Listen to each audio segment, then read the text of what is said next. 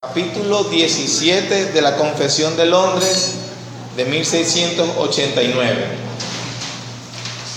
Estaremos en el día de hoy hablando de la perseverancia de los santos. Capítulo 17. Como vemos allí en el bosquejo general de la confesión, estamos sobre la parte que habla sobre las virtudes que el hombre ejerce. Sabemos que son la fe, el arrepentimiento, las buenas obras, la perseverancia y la seguridad. Con el favor de Dios veremos la seguridad la semana próxima. Pero en cuanto a la perseverancia, obviamente la veremos el día de hoy. Se dice virtudes que el hombre ejerce porque somos nosotros los que tenemos fe, nos arrepentimos. Debemos procurar las buenas obras, la perseverancia, pero entendiendo que la palabra de Dios dice que Dios otorga estas virtudes. Si Dios no obrara primero en el corazón del hombre pecador, sería imposible para nosotros entonces continuar. Subir hasta acá. Entonces vemos, el capítulo 17 está compuesto por 3 párrafos. Leamos el primero. Aquellos a quienes Dios ha aceptado en el amado y ha llamado eficazmente y santificado por su Espíritu, y a quienes ha dado la preciosa fe de sus escogidos, no pueden caer ni total ni definitivamente del estado de gracia, sino que ciertamente perseverarán en él hasta el fin, y serán salvos por toda la eternidad, puesto que los dones y el llamamiento de Dios son irrevocables, por lo que Él continúa engendrando y nutriendo en ellos la fe, el arrepentimiento, el amor, el gozo, la esperanza y todas las virtudes del Espíritu para inmortalidad. Y aunque surjan y les azoten muchas tormentas e inundaciones, nunca podrán arrancarles del fundamento y la roca a que por la fe están aferrados. A pesar de que, por medio de la incredulidad y de las tentaciones de Satanás, la visión perceptible de la luz y el amor de Dios pueda ensombreceérseles y oscurecérseles por un tiempo, Él, sin embargo, sigue siendo el mismo, y ellos serán guardados, sin ninguna duda, por el poder de Dios para salvación, en la que gozarán de su posesión adquirida, al estar ellos esculpidos en las palmas de sus manos y sus nombres escritos en el libro de la vida desde toda la eternidad. Qué belleza de párrafo, ¿verdad? Un párrafo que nos haría mucho bien leerlo como manera devocional en nuestra meditación personal, sabiendo de las cosas que tenemos seguras y ciertísimas como creyentes. Ahora, vamos a hacernos la pregunta o a contestarla. ¿Qué es perseverar? ¿Qué es perseverar? Perseverar es continuar haciendo algo a pesar de la dificultad y la oposición. Es continuar haciendo algo a pesar de la dificultad y la oposición. Hermanos, desde que soy cristiano no he salido pero de una lucha constante. Bueno, la perseverancia de los santos es la doctrina que nos dice que nosotros continuaremos a pesar de las luchas y la oposición. Es luchar, correr, guardar. La vida cristiana es una lucha, una guerra contra muchos enemigos que querían impedir que nos salváramos. Pablo llegó a decir en 2 Timoteo 4:7, he peleado ¿qué? La buena batalla, he acabado la carrera, he guardado la fe. Con esto, hermanos, tenemos que estar claros que se deben quitar las nociones de que la vida cristiana es un paseo, es una situación o un estado donde por fin fui liberado de los problemas. Entiendo a algunas personas que escriben o que dicen, que escriben en Facebook. Le doy gracias a Dios porque desde que Él llegó, todo ahora es como, dicen algo así como, mi vida ahora tiene sentido. Porque de alguna manera empiezan a tener sentido de propiedad y ciertamente las cosas se arreglaron externamente.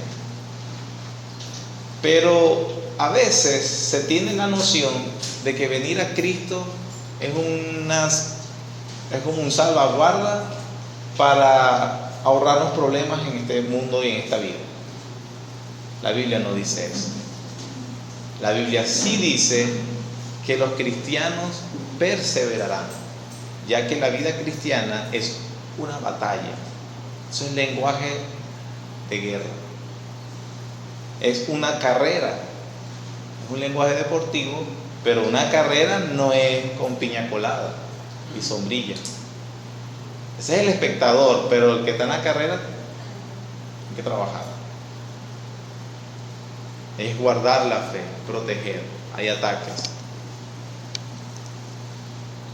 Lo importante aquí también contestar es ¿en qué perseveran? Ok, es una batalla, es una carrera, hay que guardar. Son una perseverancia, es perseverar la vida cristiana. Ahora, ¿en qué perseveran los cristianos? En primer lugar, perseveran en la fe. Busca por favor 1 Corintios capítulo 15 versículos 1 y 2. De los citas que van a salir en cada uno, vamos a buscar uno solo. Cuando lo vean, por favor, lo ubican rápido. Si lo tienen, lo leen. Además os declaro, hermanos, el evangelio que os he predicado, el cual también recibiste, en el cual también perseveráis, por el cual asimismo, si retenéis la palabra que os he predicado, sois salvos, si no creísteis en vano. Los cristianos, quienes son los objetos, como empieza el párrafo, aquellos que Dios ha elegido antes para salvación y que Dios le ha dado la preciosa fe de los escogidos, se evidencian por ser esas personas porque ellos perseveran en la fe. Aún Pablo escribiéndole a una iglesia, a alguien que está a un grupo de personas constituidos como una iglesia, él les dice, sí, son salvos mientras sigan creyendo el evangelio que les he predicado. Entonces, una persona que diga que ya no cree lo que nosotros decimos o lo que la palabra de Dios dice que es el evangelio, no puede ser un cristiano débil o un cristiano carnal, como una manera de decir que está en una situación baja. Los cristianos perseveran en la fe. Siguen creyendo. Siguen creyendo. ¿Por qué perseveran? Porque hay guerra contra la fe, porque hay luchas contra la fe, porque están en medio de una carrera por la fe. Y el cristiano se evidencia porque a pesar de todo eso, persevera. Persevera. Sí, hermano, pasamos por tiempos difíciles. Sí, a veces se nos oscurece, parece que el cielo se vuelve de bronce. Sí, a veces parece que las oraciones no pasan del techo. Pero el cristiano continúa. Continúa. Sí, caemos. Pero continúa. Continúa. Ellos perseveran en la fe. Ellos perseveran en arrepentimiento. No se dice, ok, si alguna vez, si te arrepentiste hace un tiempo y te recuerdas ese momento que fue sincero, entonces tranquilo, no te preocupes, Dios está seguro. No, estos cristianos que continúan teniendo fe, también continúan arrepintiéndose.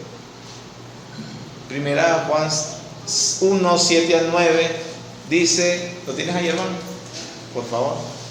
Pero si andamos en luz, como Él está en luz, Tenemos comunión unos con otros y la sangre de Jesucristo, su Hijo, nos limpia de todo pecado. Si decimos que no tenemos pecado, nos engañamos a nosotros mismos y la verdad no está en nosotros. Si confesamos nuestros pecados, Él es fiel y justo para perdonar nuestros pecados y limpiarnos de toda maldad. El cristiano no niega la realidad de la experiencia de que tiene pecado. Es más, también dice, si decimos que no tenemos pecado, entonces Él es mentiroso. Una verdad tan evidente que es básicamente una blasfemia. Sin embargo, aunque reconoce la realidad del pecado, Él dice, si confesamos nuestros pecados, si continuamos en arrepentimiento, ya se ha dicho antes de este púlpito, creo yo, pero note que ese versículo que se usa tanto para la evangelización de los incrédulos, es un versículo o unas palabras dirigidas, una promesa dirigida a la iglesia de Dios. Es decir, hermano, tú podrás estar aquí cansado, con el espíritu bajo, desanimado, con vergüenza interna, tu conciencia sabe que has pecado delante de Dios, pero entonces el cristiano continúa aferrándose a la promesa que dice, sí, pero si confesamos nuestros pecados, Él es fiel y justo para perdonar nuestros pecados y limpiarnos de toda maldad. La pregunta, ¿por qué dice que es fiel y justo? Porque Él es fiel a mí. No, Él es fiel a su palabra, y aquellos que están en Cristo, aquellos que han entrado en el pacto de gracia, dice la Biblia que Él les expió sus pecados. Por eso el Padre ellos pueden experimentar el lavado del Padre, porque abogado tienen para con el Padre a Jesucristo el justo. El intermediario entre ellos no es la eficacia de mi vida, es la eficacia de la obra de Cristo. Por eso ellos pueden continuar en arrepentimiento y renuevan el arrepentimiento. Ellos perseveran en fe, ellos perseveran en arrepentimiento. No se alejan como Judas, con una conciencia infringida, una conciencia que obviamente sabe que está mal delante de Dios, pero no tiene fe de que va a ser recibido en Cristo. Pero el cristiano también se duele por su pecado, pero con la fe de que él va a ser recibido en Cristo. Ellos perseveran en amor. Estas son las virtudes básicas cristianas. Ellos perseveran en amor. 1 Juan 3, 14 al 15. Nosotros sabemos que hemos pasado de muerte a vida en que amamos a los hermanos. El que no ama a su hermano permanece en muerte. Todo aquel que aborrece a su hermano es homicida, y sabéis que ningún homicida tiene vida eterna permanente en él. Sigue y continúa el vínculo con otros cristianos. Y obviamente no voy a repetir, hace poco tuvimos una explicación sobre el amor, es el cumplimiento de nuestro deber, como dice la palabra de Dios. El cumplimiento de la ley es el amor. Es el amor. Pero ellos también continúan en esperanza. Ahora, esa esperanza no es, bueno, yo espero que mañana me vaya mejor. Yo espero que esta situación se arregle. Eso no es malo desear. Está bueno tener una expectativa positiva sobre la situación que tú estés viviendo en cualquier momento. Yo espero que mis hijos me salgan bien. Yo espero que esto salga mejor. A eso, cuando la Biblia habla de la esperanza del cristiano, no se refiere a nada de eso. Se refiere a la esperanza que él tiene, porque Cristo vino por primera vez, pagó sus pecados en la cruz del Calvario, resucitó al tercer día, y él está esperando la redención de su cuerpo, es decir, la segunda venida de Cristo. O si muere antes, nosotros nos consolamos firmemente en que esperamos que la resurrección vendrá. Él vendrá con voz de arcángel, con trompeta de Dios, y los muertos en Cristo resucitarán primero. Los cristianos perseveran en esa esperanza. Esa es la esperanza cristiana. De esa manera, poco paradójico, pero inclusive la muerte, el cristiano es consolado. en pleno momento más triste de un humano, la muerte prematura, como le queramos decir, cuando muere muy joven o cuando muere uno de estos seres queridos, pero sabiendo que está en Cristo, nosotros nos fortalecemos en la esperanza. Me diagnostican una enfermedad de muerte, pero el cristiano no se abruma, le duele por supuesto, pero él persevera en la esperanza. Los cristianos entonces perseveran en fe, perseveran en esperanza, en amor y en arrepentimiento. Y perseverar, dijimos ahorita que era ¿qué?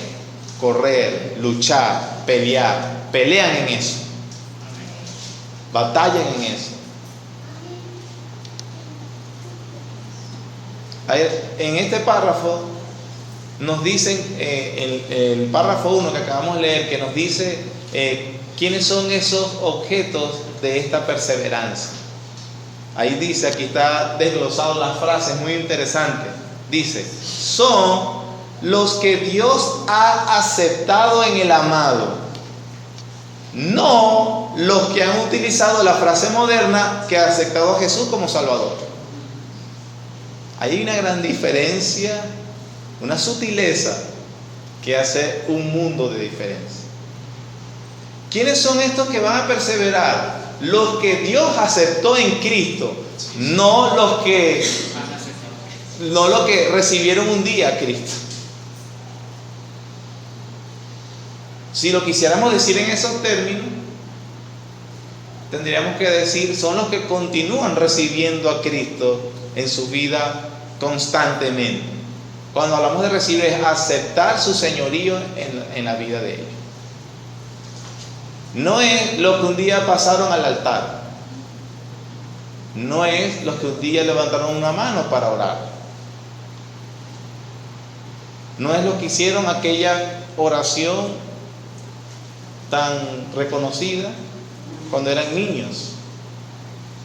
Son los que Dios aceptó en Cristo. También el párrafo nos enseña de que son los llamados eficazmente. Bueno, también hay 4 maneras de decir lo mismo con palabras diferentes. Por ejemplo, son los que Dios ha aceptado en el amado. ¿Cómo sé que yo soy un aceptado en el amado? Bueno, esos son los llamados eficazmente. Es lo mismo. Los que Dios aceptó en Cristo son los que son llamados eficazmente. No meramente los que han sido llamados generalmente por el Evangelio y responden de alguna manera. Eso lo digo en las iglesias, no digo solo esta, sino en todo, en la predicación del Evangelio, usted ve que se hace continuo llamado general. Continuo llamado general es cuando un predicador, después de explicar el Evangelio, hace un llamado y dice, ven a Cristo. Ven a Cristo, todo el que quiera venga y tome del agua de la vida gratuitamente. Ese es un llamado general. Algunas personas responden de alguna manera a ese llamado. Algunos se conmueven, a algunos les gusta, algunos comienzan a asistir a las iglesias, algunos inclusive hacen ciertas reformas en su vida. Pero la verdad de las verdades, en lo profundo, no ha existido un llamado eficaz. Son ese tipo de personas que siempre tienen un interés distinto al verdadero del Evangelio. A veces la persona misma está engañada. No es solamente una respuesta general, interesado, me gustó. Estas personas son llamados eficazmente por el Espíritu Santo. Y ahorita vamos a ir viendo cómo más se debe entender esta frase. Esos que son aceptados por Dios en Cristo son los llamados eficazmente.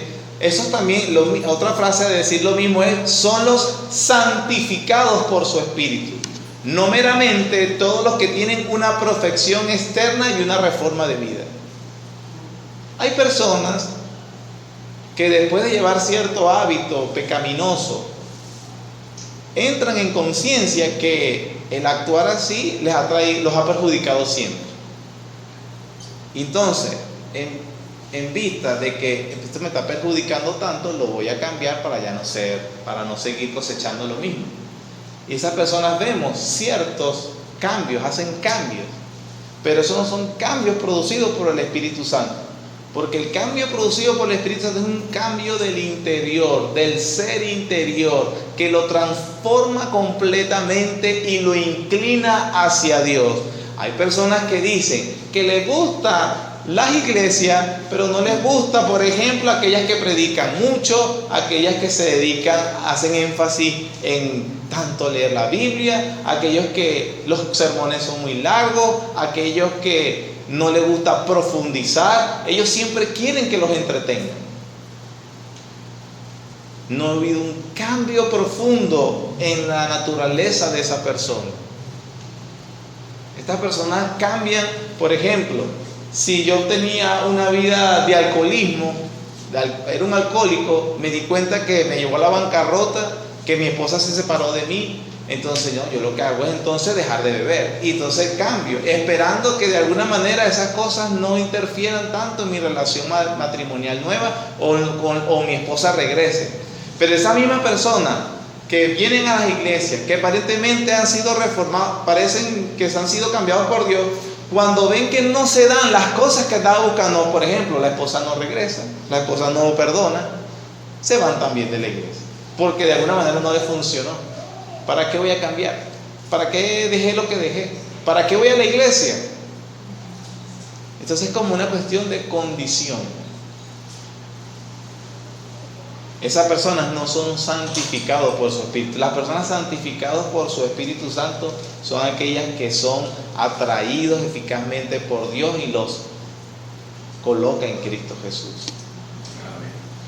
Y son aquellos, otra manera de decirlo, a quienes Dios ha dado la preciosa fe de sus escogidos. Son los que Dios le ha dado la preciosa fe de sus escogidos. No toda clase de creyente. Ese creyente en comillas porque no es un creyente. Esa es una fe fría. Esa es una fe, que no es muy profunda. Esa es una fe que no ha sido madurada. No, que no es fe. No es fe.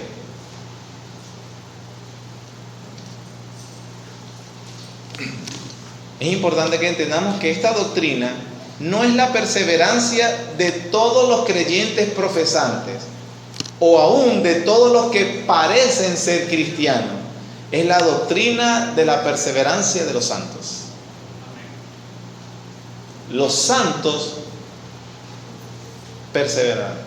¿En qué? Fe, arrepentimiento, amor y esperanza cristiana. Es muy común aquella frase donde, él era creyente, empezó a andar malos pasos y se murió. Dios tuvo que llevárselo al cielo rápidamente porque lo estaba avergonzando, usted sabe, como un padre avergonzado. Ay, perdón, mi hijo se portó mal, voy a llevármelo. Y entonces, por lo general, si él una vez hizo su decisión y venía a la iglesia, es cristiano. Eso no lo enseña la Biblia. Eso no lo enseña. La Biblia sí enseña que ellos perseverarán. No a pesar de cómo vivan. No, es que perseverarán. Porque han llegado a Cristo verdaderamente. Leamos el párrafo 2. ¿Cuáles son los fundamentos de esa perseverancia? El párrafo 2 dice: esta perseverancia de los santos depende no de su propio libre albedrío, sino de la inmutabilidad del decreto de elección que fluye del amor libre e inmutable de Dios el Padre, sobre la base de la eficacia de los méritos y la intervención de Jesucristo y la unión con Él, del juramento de Dios, de la morada de su Espíritu, de la simiente de Dios que está en los santos y de la naturaleza del pacto de gracia, de todo lo cual surgen también la certeza y la infalibilidad de la perseverancia. Interesantísimo ese párrafo, también para leerlo, para grabarlo de memoria. ¿Cuál es la presuposición de la perseverancia? ¿Cuál es el fundamento? La primera frase que leemos es una advertencia que tenemos que tener cuidado. No depende del libre albedrío, sino de la libre gracia. Nosotros entendemos cuando se habla del libre albedrío de algunas personas es que, claro, voy a perseverar porque yo decidí que voy a estar en las manos de Dios siempre. Y yo voy a decidir que no me iré. Y yo decidiré que no voy a claudicar. Entonces, de alguna manera ahí se enfoca en el poder de la persona y su capacidad para continuar. Sin embargo, cuando aprendimos el capítulo 9 acerca del libre albedrío, nosotros hablamos de 4 estados del libre albedrío, ¿verdad?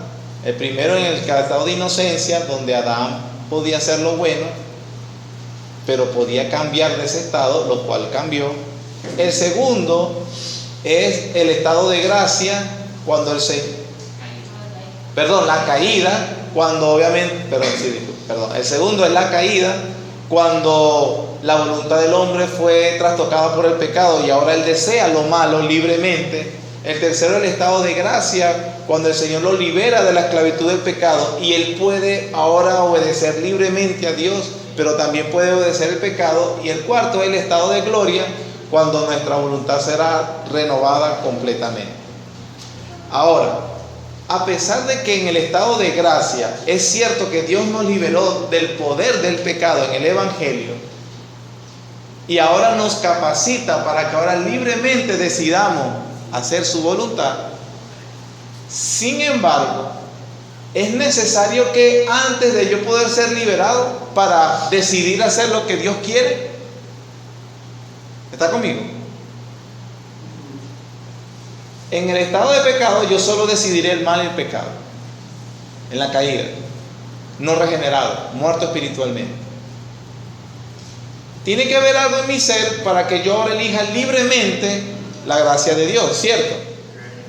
¿Qué tiene que haber?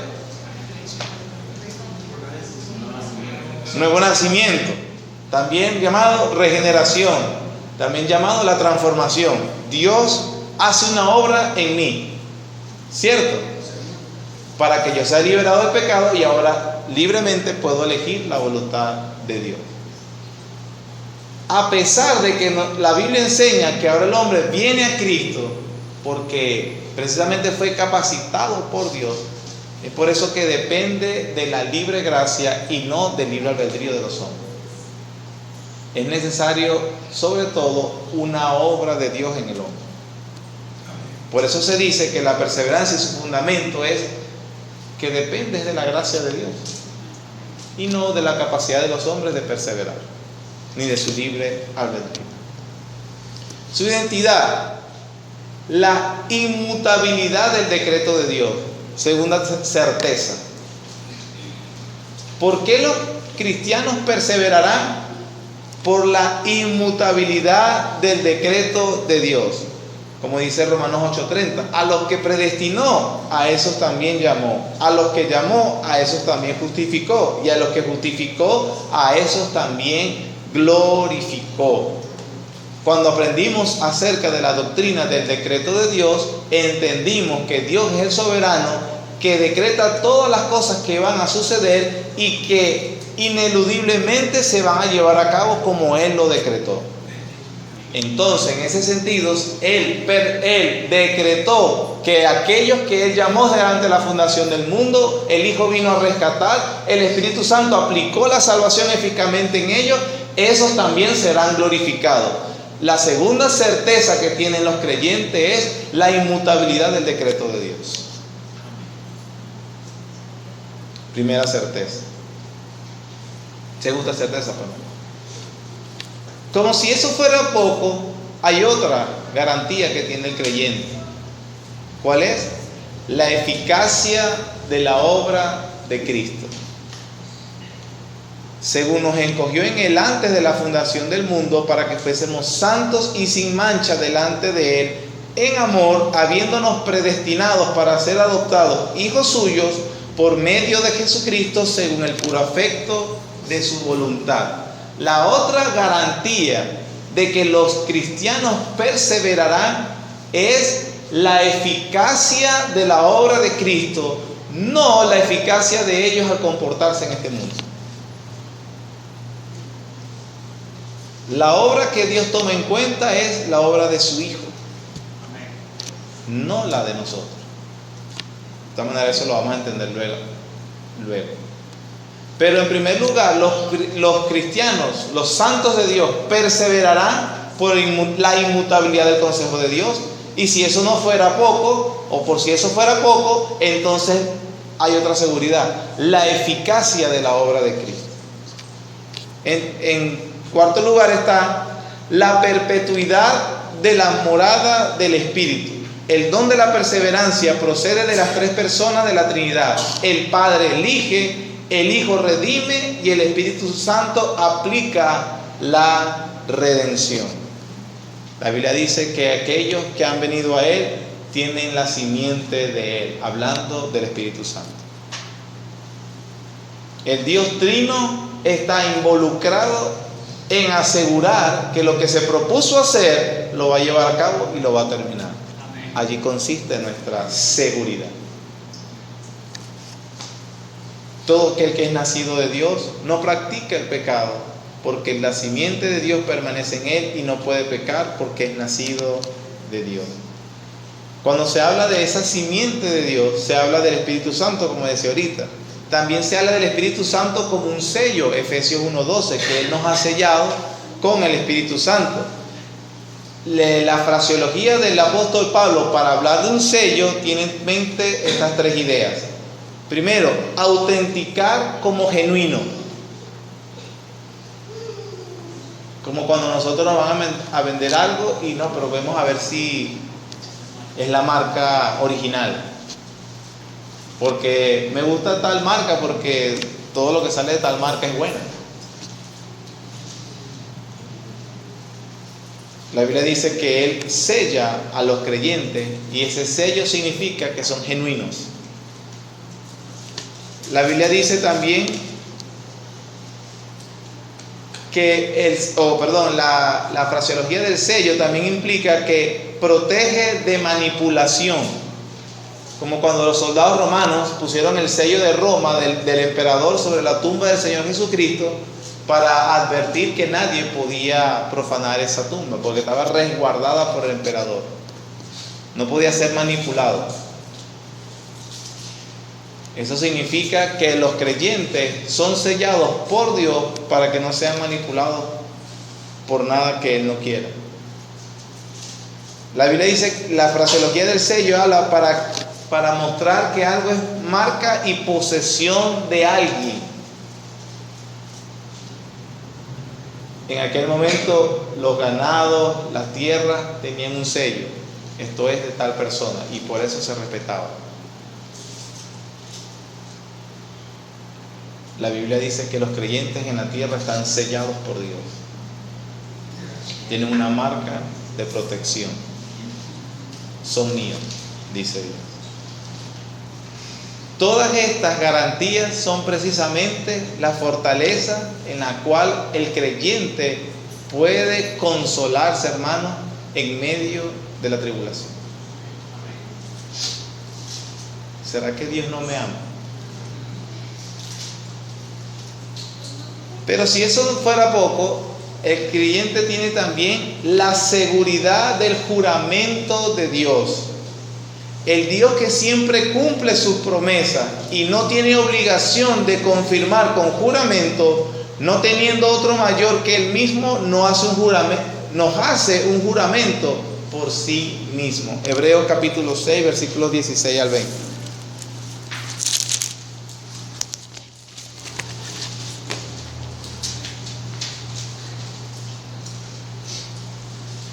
Porque los hombres ciertamente juran por uno mayor que ellos, y para ellos el fin de toda controversia es su juramento para confirmación, por lo cual queriendo Dios mostrar más abundantemente a los herederos de la promesa la inmutabilidad de su consejo, interpuso juramento, para que por dos cosas inmutables, en las cuales es imposible que Dios mienta, tengamos un fortísimo consuelo los que hemos acudido para asirnos de la esperanza puesta delante de nosotros, la cual tenemos por segura y firme ancla del alma, y que penetra hasta dentro del velo, donde Jesús entró por nosotros como precursor, hecho sumo sacerdote para siempre según el orden de Melquisedec.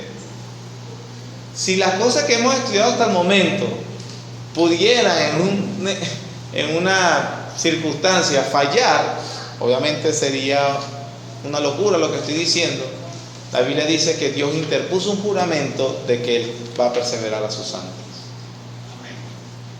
El Dios que no tiene la necesidad de jurar, porque lo que hace, lo que dice, se cumple. Y como no tenía una autoridad más arriba que Él, porque Él es Dios, juro por mí mismo que yo voy a hacer eso. Seguridad del creyente, hermano. No solamente eso, sino la infalibilidad del pacto de gracia. Dios entró en un pacto.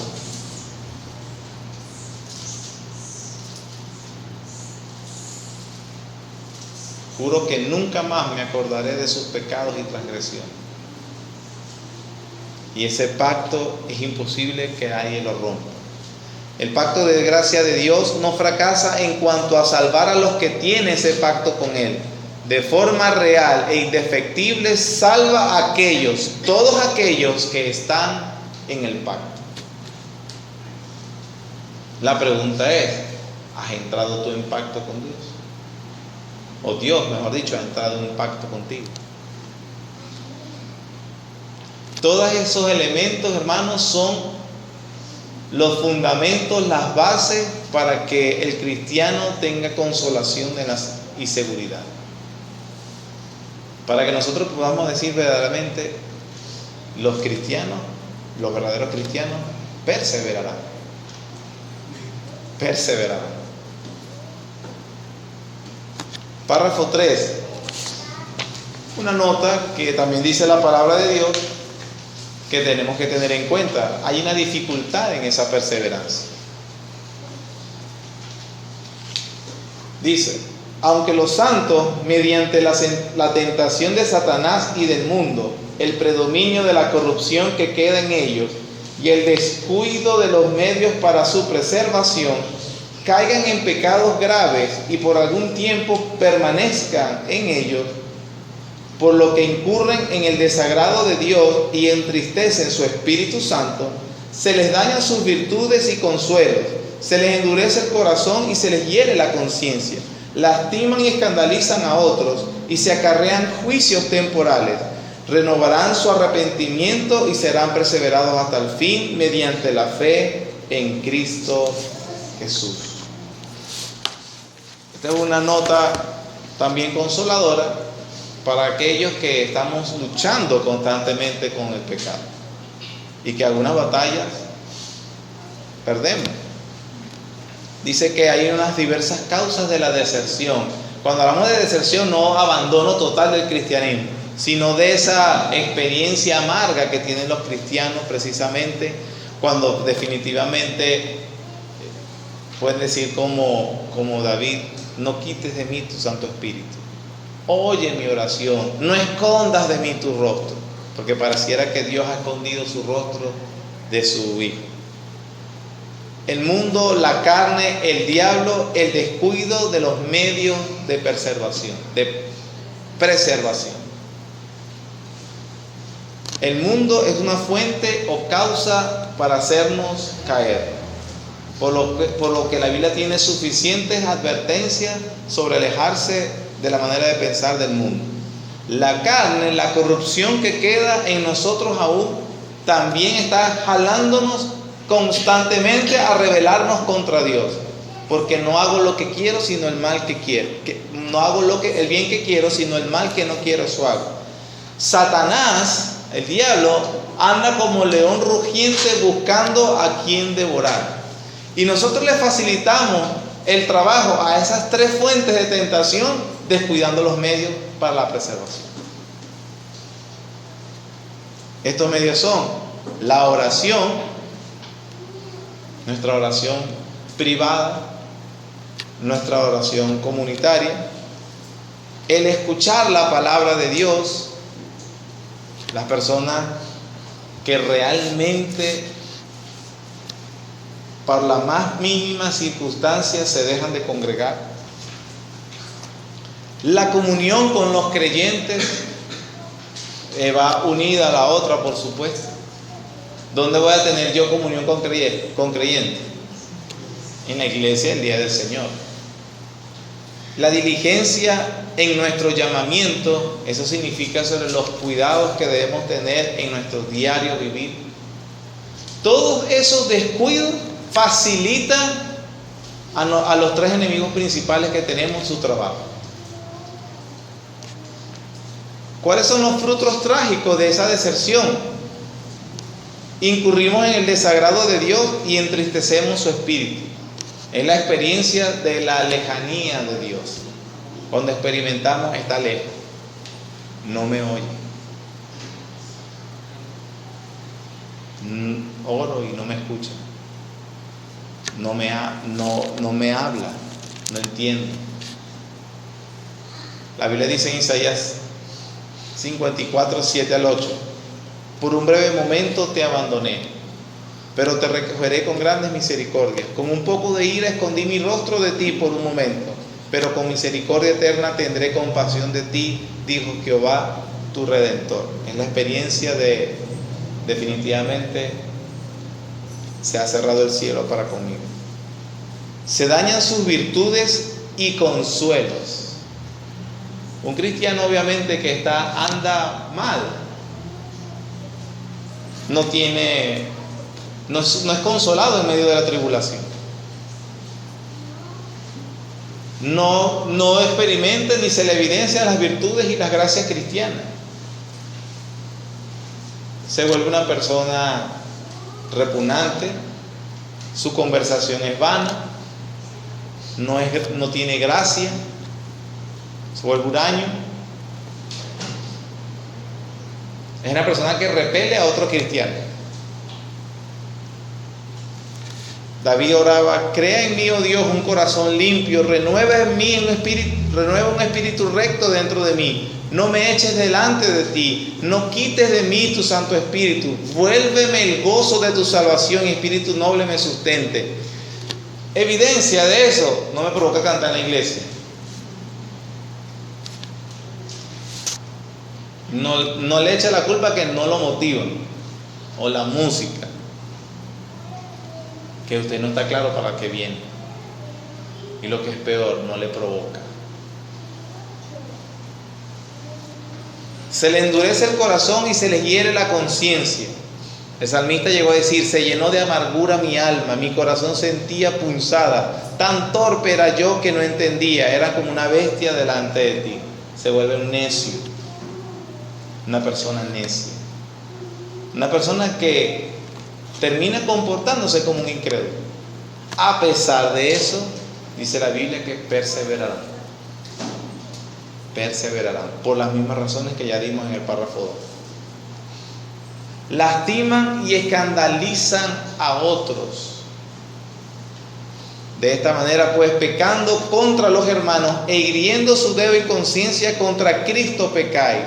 Por lo cual, si la comida aleja a mi hermano ocasión de caer, no comeré carne jamás para no poner tropiezo a mi hermano. Ese es el contraste entre un cristiano que está utilizando los medios, donde inclusive puede mirar la debilidad de otros con amor y poder pasar por alto la debilidad del hermano.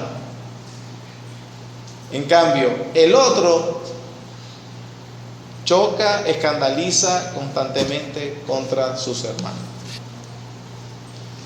Y se acarrean juicios temporales también. Entonces dijo David a Natán: pequé contra Jehová. Y Natán dijo a David: también Jehová ha remitido tu pecado, no morirás. Mas por cuanto con este asunto hiciste blasfemar a los enemigos de Jehová, el hijo que te ha nacido ciertamente morirá. La Biblia enseña que Dios ha perdonado nuestros pecados. La culpa por nuestro pecado ha sido quitada. Pero las consecuencias no. Las consecuencias terrenales nos referimos. Dios le perdonó el pecado a David. Pero el pecado, Dios le juzgó y le dio una lección a David, matando a su hijo.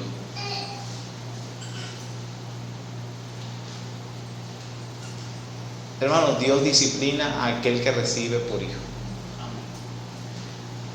Disciplina. Y el hecho de que tú descuides los medios de gracia, descuides tu vida, acarreas juicio temporal para ti. Y eso significa a veces un dolor infligido por lo que sucede a nuestro alrededor.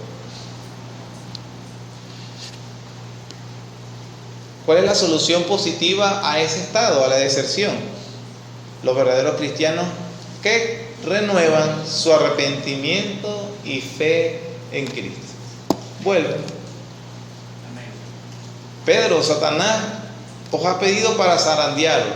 Yo he rogado por ti que tu fe no falte. Y una vez vuelto, confirma a tus hermanos. El Padre no le dio a su Hijo Jesucristo la petición. Se la dio. Pedro volvió.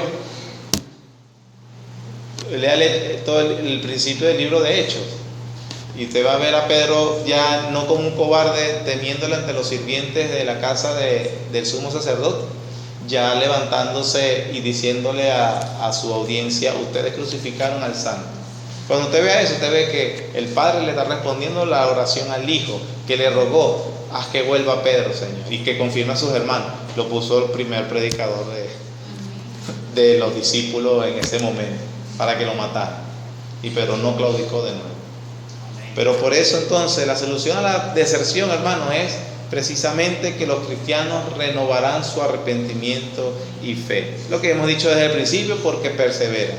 Este es un argumento vital contra el susurro de Satanás. Si pecas, tranquilo, puedes arrepentirte.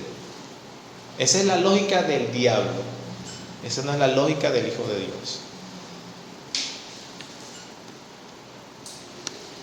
Siempre habrá más aflicción que placer en el pecado para un verdadero cristiano. Hemos dicho que pecamos, sí, pero hay más aflicción que placer. Hay más aflicción que placer.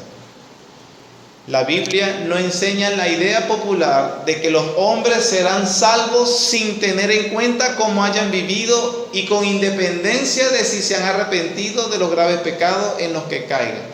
Las citas son 1 Corintios 11 en cuanto a la cena del Señor y 1 Juan capítulo 5 versículos 17 y 18 habla con respecto al pecado de muerte y al pecado que no es de muerte. Sí lo han leído, ¿verdad? Que la gente pregunta: ¿cuál es el pecado de muerte y cuál es el pecado de no de muerte? En 1 de Juan el contexto es: aquellas personas que tienen la simiente de Dios no pecan. El contexto habla de que no negarán la eficacia de la obra de Cristo. Y por eso el pecado de muerte es: dejaron de creer y de estar perseverando en la fe verdadera. Ese es pecado de muerte. Pero como tienen la simiente, a pesar de que puedan tener nublado su entendimiento en algún momento, ellos vuelven. Perseverarán. Ciertamente a veces vemos a personas que andaban con nosotros que no están en un buen momento. Eso no es bueno. Pero si hay la verdadera simiente de Dios, en el transcurso de sus vidas, Dios hará que vuelvan. Note que le estoy diciendo: Dios hará que vuelvan para renovarles el arrepentimiento. Pero si en ese procedimiento la persona muere, Dios ha juzgado y no le dio oportunidad de arrepentimiento. Eso es muy mala señal. Muy mala señal. Eso significa que la persona nunca fue creyente, porque la Biblia dice que Dios renovará en arrepentimiento a los creyentes. Los creyentes no mueren sin arrepentirse, sin resarcir. Entonces por eso a veces cuando entre las filas de los cristianos haya un desertor, debemos dolernos y debemos rogar a Dios por misericordia. ¿Hasta cuándo? Hasta que la persona muera. Mientras muera habrá esperanza, porque Dios renovará el arrepentimiento si es verdadero creyente. A veces no fue un verdadero creyente, pero puede llegar al verdadero arrepentimiento. Nuestra posición es orar por él. Pero a la final esta doctrina no está para que evaluemos a los demás, está para evaluarnos a nosotros mismos. ¿Estás perseverando, hermano? Perseveras en fe, arrepentimiento, amor y esperanza cristiana. Porque esas son las evidencias precisamente de que Dios ha sido llamado eficazmente por Dios, o de que ha sido recibido por Él en Cristo, o de que ha sido sellado con el Espíritu Santo. Amén. El Señor nos ayude.